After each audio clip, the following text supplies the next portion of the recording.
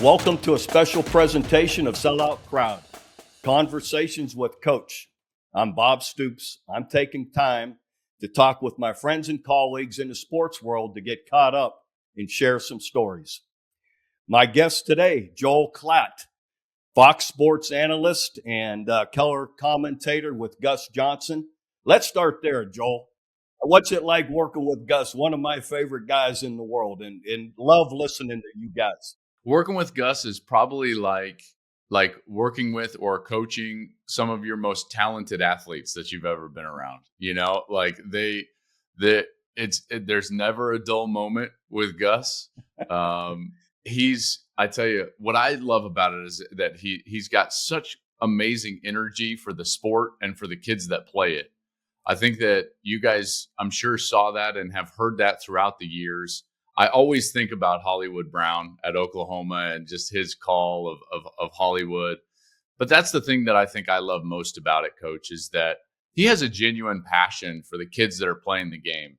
And he wants to elevate them and he wants to make them stars. And for that, like, you can't ask anything else if you're a partner with somebody, because I love the sport as well. And I care about the people that are participating in it.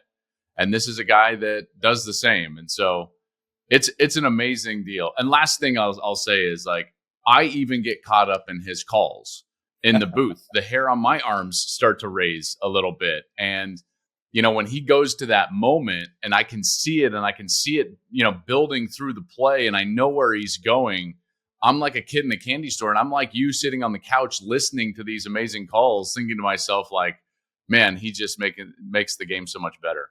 You guys are incredibly entertaining to listen to, and I'm with you. Gus gets me fired up as well. But Joel, 3-year starter at Colorado. We'll get to Colorado in a minute. But 2002 to 2005. But ahead of that, you were in the minor leagues as a professional baseball player. Talk to us about that. Oh, man, I tell you what, that seems like a lifetime ago. But Coach, I will tell you, like, there's no way, and I'm sure you know what I'm about to talk about because you see this process and have seen this process with young men for a long time.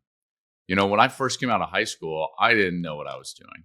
And I had to learn and had to grow up. And it just so happened that I had to grow up without a real safety net. You know, I was a pro all of a sudden. And I went into minor league baseball and I thought I was going to be able to succeed. And for the first time in my life as an athlete, I wasn't succeeding. You know, and I'm sure you see this with highly recruited players. They come in and it's like, oh my gosh, I'm not the best player anymore. That was really hard, you know, for me. And I will tell you that it didn't go well. I didn't react well. I made really poor life decisions. I was in some wild scenarios. I'll tell you like a quick story. So I'm playing in Idaho Falls in the Pioneer League.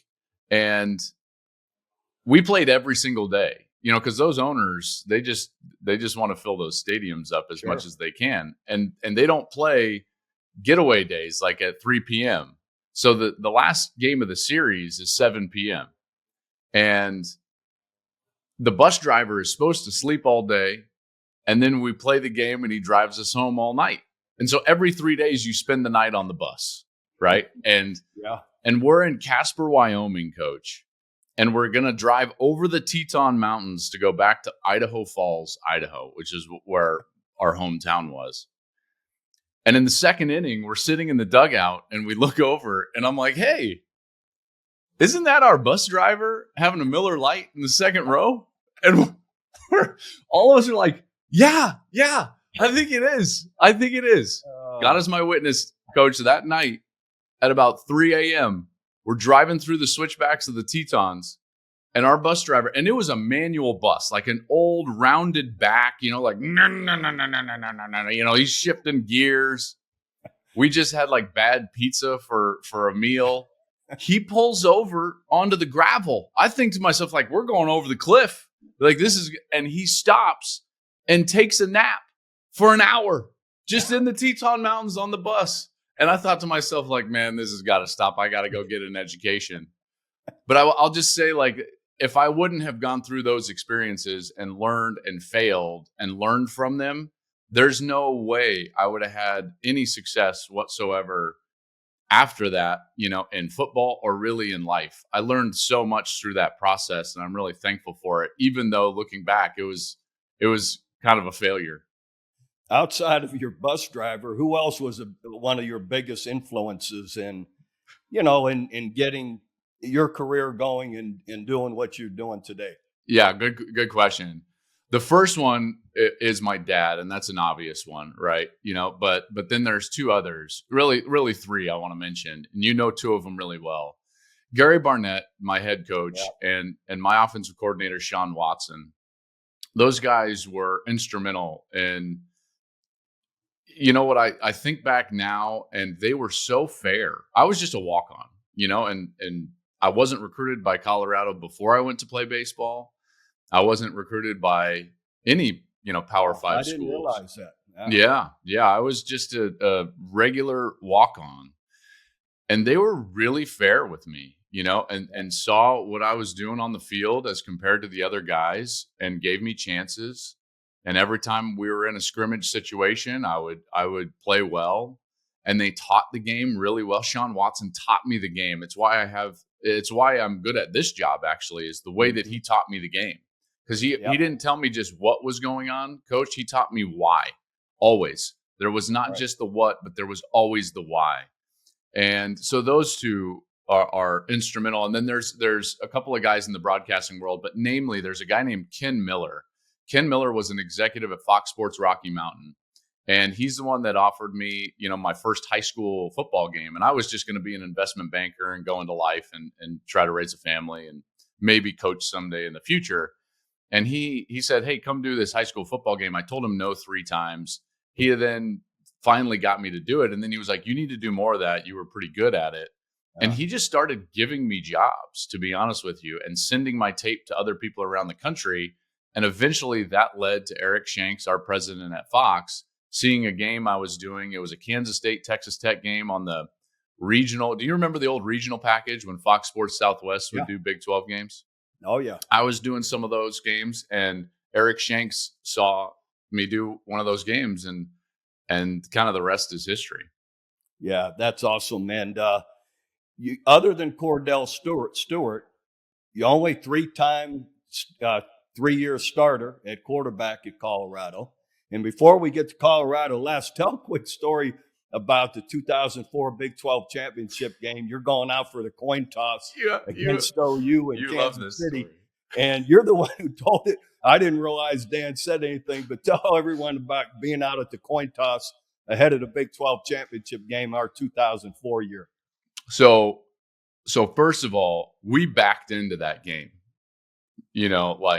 I think it was Iowa State lost the last week and to Kansas or something. Like, they shouldn't have lost the game. And so all of a sudden we're in the game.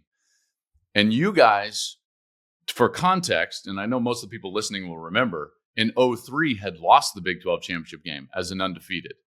Mm-hmm. And now you're back as an undefeated and thoroughly motivated. Adrian was your running back. Jason White's your quarterback. You guys were loaded. I mean, loaded. It was one of the best teams I've ever seen or faced. And so watching film that week, I was like, oh man, I was like, I don't know if we got this, and I walk out to the coin flip, Coach, and it was cold, Arrowhead Stadium. Yeah.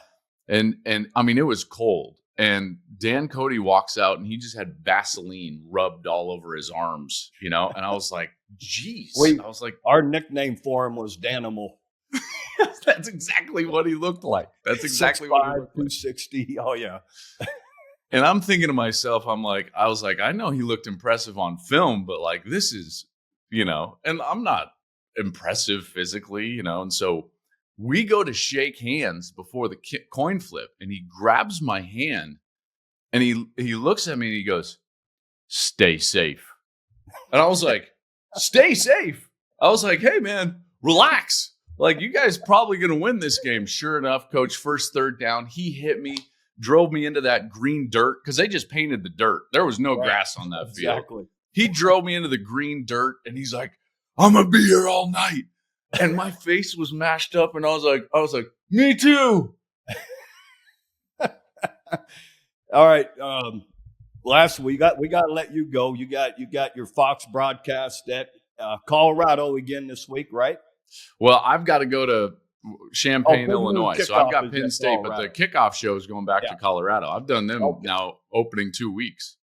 Let's talk about your Buffaloes. You got to be, being an alum, you got to be excited, proud of what Coach Prime and what they're doing there. I've been really impressed with the coaching across the board.